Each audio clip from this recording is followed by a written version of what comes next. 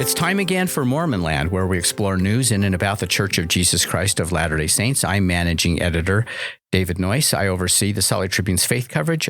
I'm joined again by senior religion reporter Peggy Fletcher-Stack. Hi, Peggy. Hi, Dave. We remind you about another way to support Mormon Land. Just go to patreon.com, where with a small donation, you can access all the Tribune's faith coverage, ad-free podcast episodes, and the full Mormon Land newsletter. Again, that's Patreon, patreon.com/Mormonland. And if you haven't already, follow us on Instagram at mormon.land. Now for today's show. As a young man, Troy Williams wore a missionary name tag for the Church of Jesus Christ of Latter-day Saints in Great Britain, all the while fighting against the growing realization that he was gay.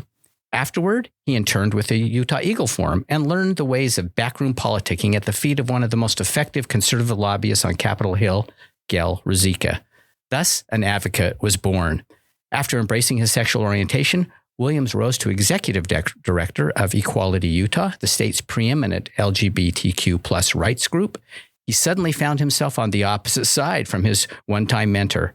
Though he no longer labored for his former faith, Williams soon was working with it, helping to craft the so-called Utah Compromise, which safeguarded religious liberty while barring housing and workplace discrimination based on sexual orientation or gender identity. More breakthroughs followed, including the church's endorsement of the Respect for Marriage Act, codifying same-sex marriage. Now, after more than a decade at Equality Utah's helm, Williams is stepping down. He joins us today in studio to talk about his incredible personal and political journey. Troy, welcome. Hey, thanks for welcoming me to Mormon Land. I'm so excited to be here. We've been wanting to have you on for a while. So Troy, give us a brief bio, including your ties to your Latter-day Saint roots. Sure. Yeah. I grew up a member of the church in Eugene, Oregon, and my maternal ancestors, tracked back all the way to Nauvoo and were driven out and crossed the plains with Brigham and, camped at winter quarters and then ultimately settled in Ogden area. So yeah, my roots run deep here in Utah. To your family too. Yeah, and I still, my parents have passed on. I hope they made it to the celestial kingdom. I'm hoping they did. But I still belong to have an extended Latter-day Saint family all throughout the valley here, cousins, aunts. Mm-hmm. So you served a mission, as we said. What was that like? And are there things you learned from it that you hold to today? Well, I think it's a kind of rite of passage for Latter-day Saint boys and girls. And they always say when you go on a mission, you send boys on missions to become men, but you send boys on missions to England to become leaders of men. And now I would go there and become leaders of gay men and women. So, there's quite a legacy of apostles that have been served missions in England. Wilford Woodruff. Quentin Cook, and, also Jeffrey Holland. Right. Yeah, that's right. Yeah. So what was it like? Well, there was, to be quite honest, it was very exciting, to be in a different country. But there was this nascent sort of lurking thing within me that was frightening me. And I remember I was so scared that I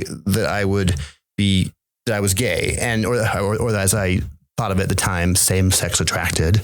And it caused immense physical stress in my body. I remember I would have shooting pain throughout my shoulders. And I thought, and how I interpreted it at the time is I thought it was Satan trying to tempt me, because I was righteous, I was a righteous kid. And so as one of the Lord's elect, that Satan would try to do everything in his power to unravel that and pull me from the path. So this nascent desire to connect, this nascent desire to love another human being, I initially interpreted that as Satan, which is kind of messed up, really. We all have this inborn impulse to connect, to have our heart open to another human being. And in my mind, I believe that was evil. And so that took years to unpack, that. So that was nagging at you the whole time you're on your mission, right? Absolutely. Yes. Right. And it was always sort of calling to me, because, your hormones are just surging at that age, but I served an honorable mission, and I, returned and did nothing untoward. Okay. So that kind of led you to the Utah Eagle Forum. Yeah. Correct? Yeah. So when I returned from my mission, I thought, well, the best way to be straight or to overcome these same-sex attractions is to be with my people, And so I did my own pioneer trek from Oregon to Utah, and my sister was very conservative, and she was friends with Gayle Ruzicka, and so we went to this. I remember going to this Last Days Expo, and I was really at the time. Ezra Taft Benson was the prophet of the church. He had these strong John Birch leanings, and it was that pre-Y2K fervor, and there was a lot of sort of LDS subcultures that were really into homeschooling and sort of Last Days preppers, and my sister was sort of adjacent to that, and so I went to this. I remember going to this expo at what is now UVU. And that's where I met Gayle Ruzicka for the first time. They were all preparing for the last days, they were imminent. Right.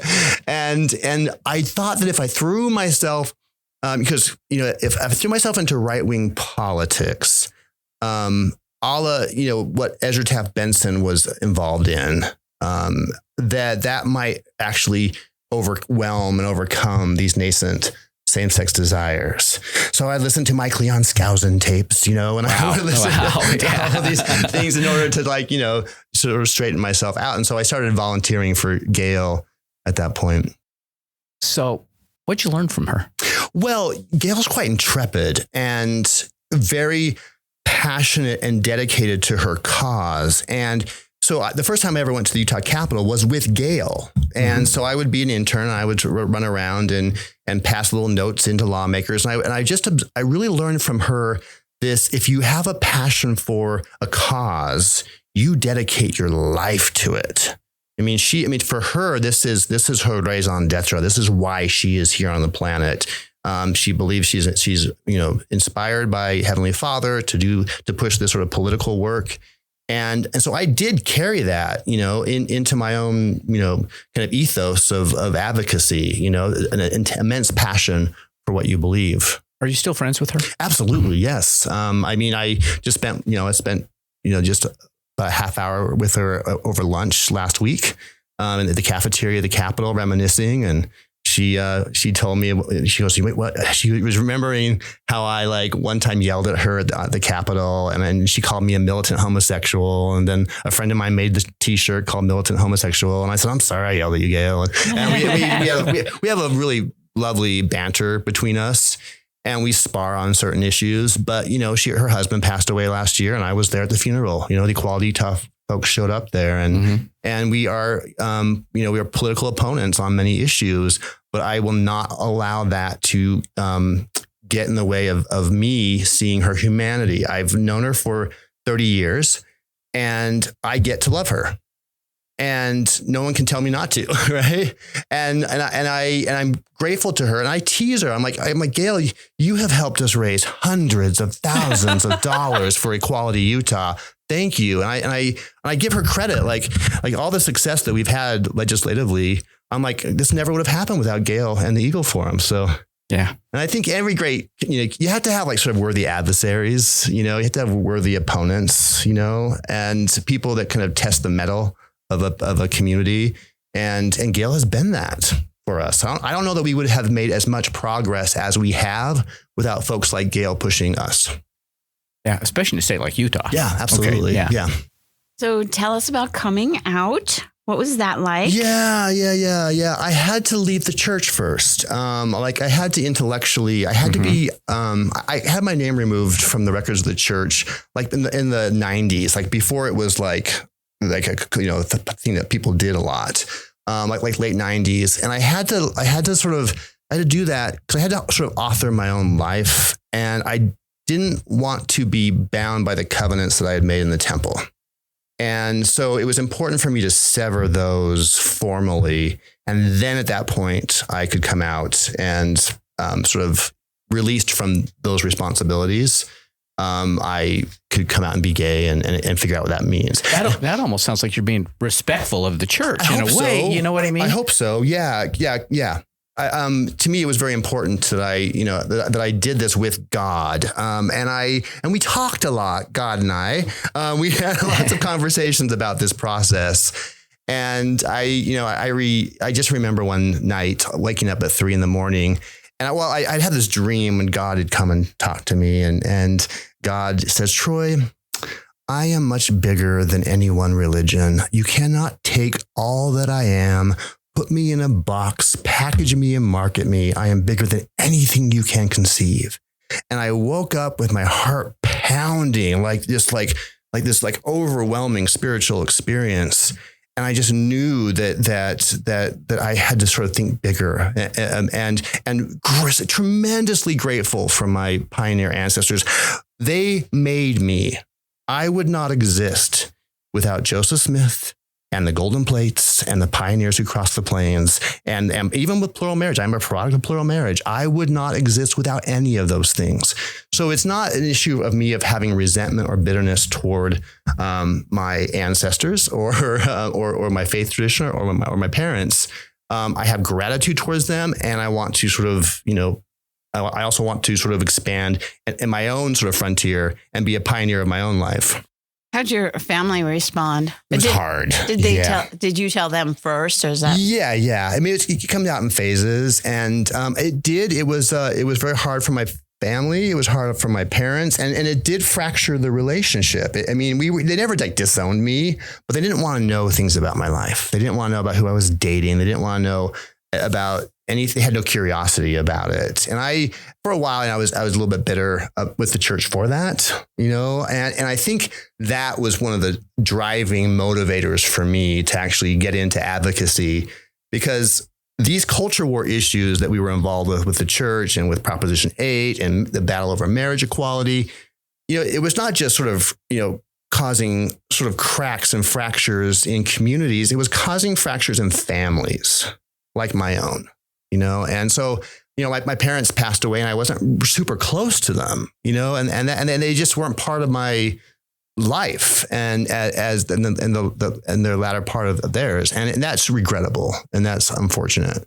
So I think that's really what drove me to engage with the church at Equality Utah, because I just had heard these. I mean, all my friends had gone through similar stories, right? There's fractures in their relationship with their families.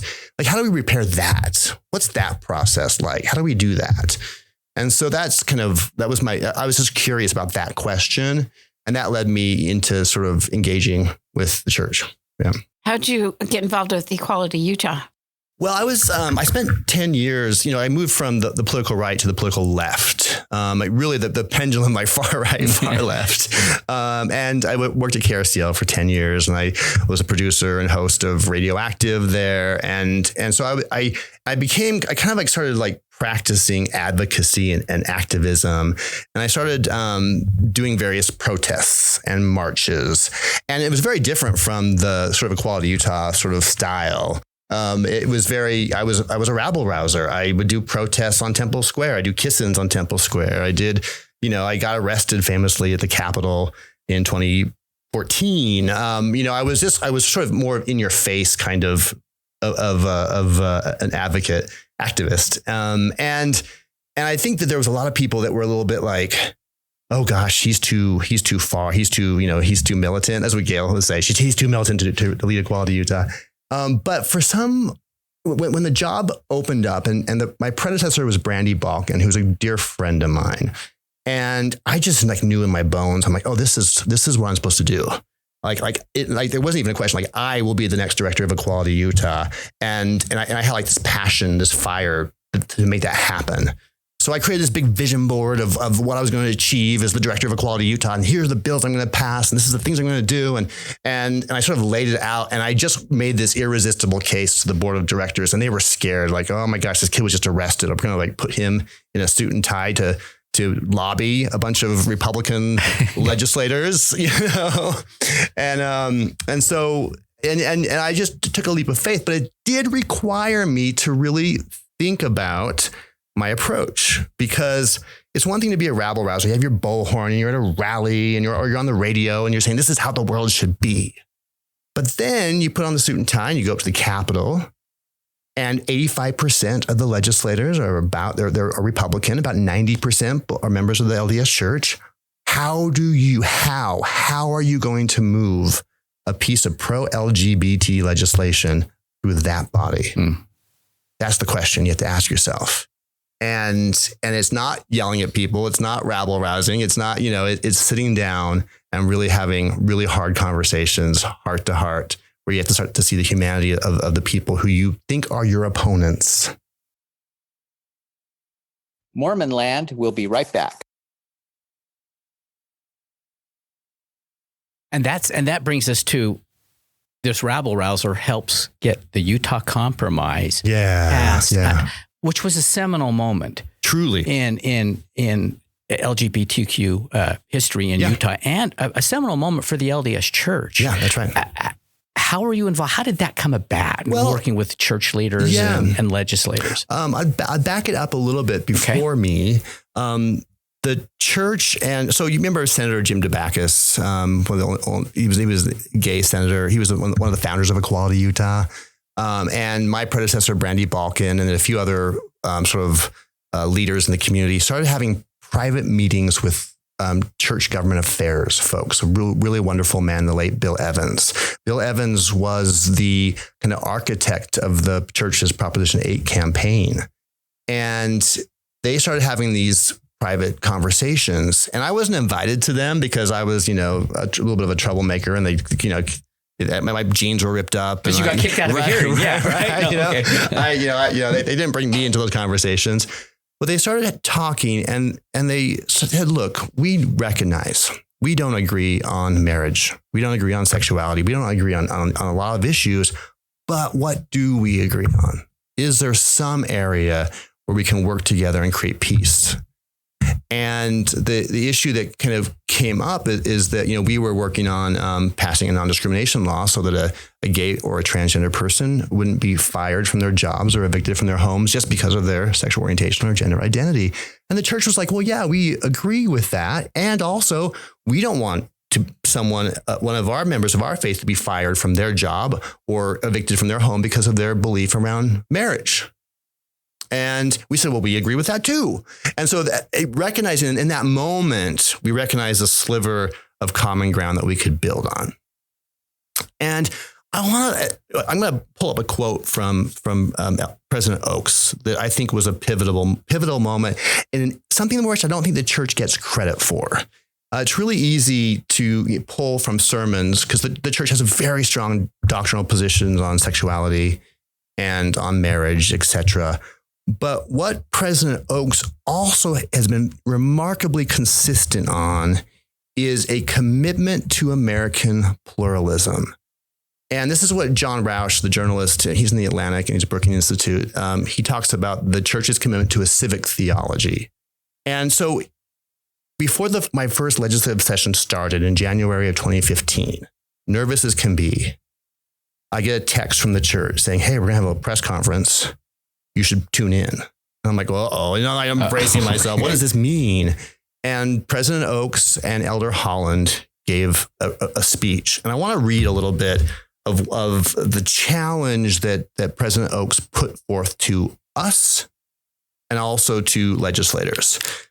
He says, we call on local, state, and federal government to serve all of their people by passing legislation that protects vital religious freedoms for individuals, families, churches, and other faith groups, while also protecting the rights of our LGBT citizens in such areas as housing, employment, and public accommodations, which are protections which are not available in many parts of the country. This is a remarkable moment. And it's, because the church at any moment, they have a supermajority in the legislature. They could have steamrolled over us at any time they wanted to. And former Representative Stuart Reed talks about how he had actually drafted legislation to protect religious liberty and just steamroll over LGBT rights. And he says that it was President Oaks who intervened and says, don't do that. That will cause more contention. And what John Roush talks a lot about, he has a beautiful little book called Cross Purposes. Yeah, we had him on Mormon Land, as a matter of fact, talking about it. Good. Yeah. Well, so, he talks about this idea that President Oaks had really invoked the spirit of James Madison, who in the Federalist 10 describes how diverse factions need to come together in dialogue, negotiation, and compromise. And that ultimately, that is what protects minority rights from the tyranny of the majority. Madison talked about factions. Today, we'd probably say special interest groups, right? What do you do when rights of one group are in collision with rights of another? You come to the table, you sit down, you negotiate, you find a third path. And President Oaks has been consistent there. He also gave a masterful speech at the University of Virginia in 2021, where he lays out that he talks about the Utah Compromise and how it came to pass, and lays out the importance of coming together. And sometimes you have to sort of push out the extreme voices on each side. Because I'll tell you, we all got it. I mean, I got grief from the left for how dare you sit down with the enemy, with the oppressors. And the church was getting grief from the evangelical right and from the Cato Institute. How dare you sit down with those homosexual sodomites, And sometimes you have to sort of tune that out, and keep your focus on the goal. And for us, it was, man, if we can model to the country that people on such opposing political views can actually come together and find some kind of agreement, it can be historic and huge. And the Utah Compromise passed, and it was really challenging. I'm not going to sort of, candy coat that. There were moments I think all sides felt like, oh, this is going to fall apart any second, right? But we kept pushing, kept staying at the table. And then it passed, and it's the first time in the country's history when a pro-LGBT piece of legislation passed through a Republican-controlled legislature. And it's grounded in, President Oaks grounds it in constitutional principles, That's right. Of course, James Madison, and frankly, acknowledging that everyone's not going to get all that they want. That's right. It's a compromise. That's right. And you alluded to this, but I'm just wondering, what kind of heat did you get? Because there's plenty of LGBTQ plus advocacy groups whom you would agree with on almost everything, probably, that really believes this was more of a sellout. Some do, but the major organizations from the Human Rights Campaign, and I mean, they were very supportive of this effort with ours. A lot of activists were like, I think just everyone's suspicious. Like, what is it? And I think I felt the same way. I'm like, because I think when we talked about religious liberty, so in 1993, Congress passed the Religious Freedom Restoration Act, and supported by Orrin Hatch, signed by Bill Clinton, and the purpose of it was to be a shield for religious liberty for small religions, right? And I think as some kind of ambitious evangelicals came along, they saw that they might be able to use it as a sword to discriminate against LGBT people. So there's a lot of fear, I think, amongst people in my community, that anytime you might talk about religious exemptions, that it might give permission for a religious person to discriminate against LGBT people. So we were very cognizant of that as we were drafting the legislation, and the church never asked for that. In all the negotiations, the church was not looking for a way to discriminate against our community, but you had to sort of build that trust. And I understand people on the outside being suspicious of that, given the contentious history over Proposition 8 and over the things that had happened historically. But sometimes you have to take a leap of faith. And one of my ethos that I've really kind of come to embrace is that partisan victories are not enduring victories. Bipartisan wins protect the future. And when I flash forward to 2026 Utah legislative session. There was a bill introduced by Representative Trevor Lee, who was a tremendous flop. He's a sort of a Twitter troll who's kind of become a legislator. And he crafted a legislation, one of the most cruel, egregious, vicious pieces of legislation to harm the trans community I've seen in the country. And it would have just taken a sledgehammer to the Utah Compromise and the employment protections that we carved out for trans people. But because of the Republicans that we built the Utah Compromise with, who are still in the legislature, when they saw Trevor's proposal, they said, not today, Trevor Lee, not today. And that bill was gutted and we killed it in the Senate effortlessly. So again, because when you work on bipartisan protections and bipartisan wins, they're invested in the long-term success of it. And this is where I wish I could get progressive advocates to really internalize this message, whether they're working on environmental justice or whatever. You've got to bring on conservatives and you've got to engage with them, especially in a state like Utah. So were you involved at all in the church's support for the Respect for Marriage Act? As a cheerleader, one of the great things that the church did is after they worked with Equality Utah, is they started reaching out with other LGBT groups nationally and some center-right LGBT groups. And, Justice Thomas sort of gave this ominous warning after the Dobbs decision that overturned Roe v. Wade. He sort of issued out this ominous warning that hey, bring back the Obergefell decision. Maybe we need to reconsider that. And it was a sort of fraught moment. But the church, they engaged, and this is what's remarkable. They didn't have to. But a bipartisan piece of legislation, the Respect for Marriage Act, came in to protect which really struck down the Defense of Marriage Act and would protect marriages in the likelihood that the Supreme Court ever would overturn Obergefell. Mm-hmm. And the church came in, negotiated, worked with some LGBT groups, worked with legislators on the right and the left, including Senator Mitt Romney. Again, we carved out really careful, the common sense religious liberty protections. So, church won't be penalized, for not recognizing or solemnizing, same-sex marriages, respecting their doctrine. And by respecting their religious liberty, they stepped up to respect our civil liberty. They didn't have to do it.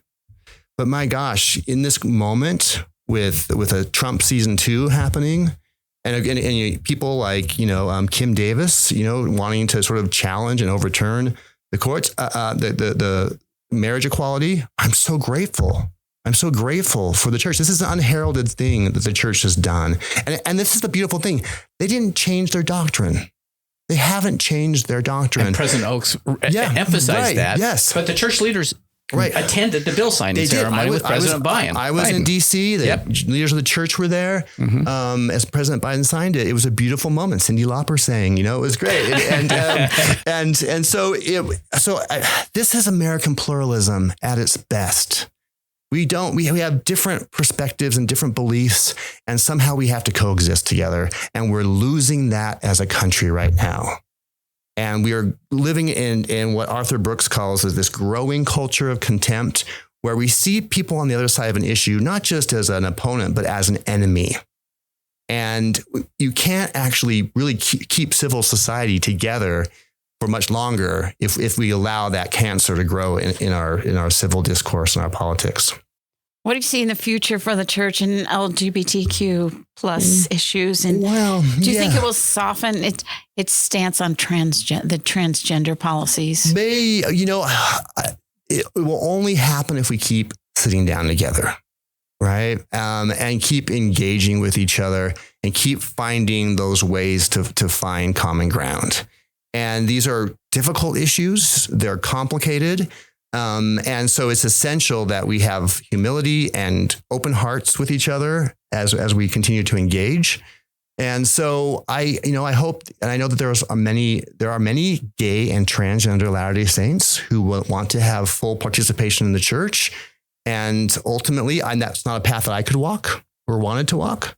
But I know that there are still members of the church who are LGBT, and it's going to be a journey for them. Yeah. Okay, I'm going to ask you a hypothetical, kind of building on that. Let's say the church someday supports same-sex marriage, not just civilly, but theologically. Yeah. Would you or consider returning to the church? Well, this is the thing. Okay, I'm very grateful. I still belong to a large LDS family, so that I am never separate from that, and never will be separate from that. Is that we are woven together. For me to return to the church, the authority of God could not be completely invested in a male only clergy. So I would, so really truly there would have to be a black. So it takes more. Yeah, there'd have to be like a black lesbian apostle for me to go. Okay, maybe I'll come back. Maybe who didn't go to England on a mission, right? Okay, that's right. But with that, having said that, I understand why people are angry with the church, and there's a lot of heartache and over Proposition 8 and marriage equality, a lot of families fractured. And, one of the most powerful moments of my career that really changed me was the summer, June of 2012. And we had been through these really acrimonious, contentious debates over marriage and Prop 8. And we recognized that the church had participated heavily in that. And while we were having all these protests and marches, a group of Latter-day Saints called me up and wanted to meet privately. And this is before I was at Equality Utah. I was still on KRCL. I was still a rabble-rouser. And it was Erica Munson and Kendall Wilcox. And they called me up and they took me out to coffee. A Mormon's taking me to coffee. And so they said, well, we have this group called Mormons Building Bridges, and we were number 84 in the Pride Parade route. And we're going to march in our church clothes, and we're going to sing hymns all the way down the parade route. And I was like, I don't know that that's a good idea. I mean, these are, this is not the days of 47. This is the gays of 47. It's a very different kind of, environment. And they're like, no, we're going to do it. And one of my best friends is Destin Lance Black. He's the filmmaker who made the Harvey Milk film with Sean Penn. And he was the Grand Marshal for the Pride Parade. And we were like, and I'm like, so we're at the front of the parade and he's like, yeah, I said, Lance, we have all these Latter-day Saints, number 84 in the back. What? And we said, what should we do with them? And big group. It's a big group of them. And we're like, well, let's bring them to the front of the parade with us and see what happens. And then we will signal to our community, this is cool. And we didn't know how many people would show up that day, but over 300 Latter-day Saints showed up in their white shirts and ties and floral dresses with beautiful signs that says, LDS hearts LGBT and sorry we're late and all these beautiful signs. And we started marching down the streets of Salt Lake City, and tens of thousands of people on the sidewalks watching. And as we turned the corner and started the route, the crowd started cheering for them, like cheering. And people were running out from the crowds to give hugs because this rift that had, divided all of our families, we all felt it. And to see this group of Latter-day Saints, just showing love and support was so healing. I was crying. Lance Black was crying. All the Mormons Building Bridges were crying. And I just recognized, and all the blocks, they cheered all the way down. And I thought, this is how we do this work. This is how we do this work. With the rupture must come the repair. And the repair happens through love, hard conversations, reconciliation. So tell us why you're leaving Equality Utah as the head of the executive director. I think it's really important for leaders to recognize when it's time to go. And, as I said at the very beginning, I had this vision board of all the things I wanted to accomplish. And I accomplished everything and more. We haven't even talked about conversion therapy. So, we banned conversion therapy in Utah unanimously. Every single legislator voted to ban that awful practice of conversion therapy. The church worked with us to help make that happen. I've accomplished all these phenomenal things with my team. And it's not me, right? It's all of us, the whole team together. And I just recognized I've done what I've set out to do. And now it's time to pass the baton to the next generation. I have the most amazing staff and the most amazing board of directors. And I have been mentoring this amazing woman named Esty Gonzin, also LDS, grew up in the faith. And she is going to be taking the helm on April 1st. And she's phenomenal. She's got a huge heart. She's wicked smart and has just a great passion to do this work. And we also have Marina Lowe, who is our lobbyist, one of the most effective, powerful lobbyists on Capitol Hill. And I'm like, oh my gosh, I now have the team that can do this work, and I don't need to be here. Let them take it over, and they'll be extraordinary. So what's next for you? Oh my gosh, the beach. I am moving to Southern California. I'm moving to Southern California. A dear friend of mine who used to run the human rights campaign, named Chad Griffin, he said, Troy, I think you take some time off and really reset and really relax and figure out what's next. Don't rush into it. So I'm going to go reset in Southern California, and I've got writing projects and some creative projects that I'm really going to explore and start working on. But for the most part, I'm going to just try to process this amazing, remarkable, 20 years of advocacy and see how I can sort of put it into some kind of narrative form. So, yeah. Well, Troy Williams, we wish you the best. Okay. Thank you. And thanks for joining us today. My pleasure. And thanks to Peggy Fletcher's staff. Always a pleasure. And to our producer, Chris Samuels. We remind our listeners that they can keep up on all the happenings in and about the church by subscribing to the Salt Lake Tribune's free Mormon Land newsletter. Just go to sltrib.com to sign up, and we'll talk again next time on Mormon Land.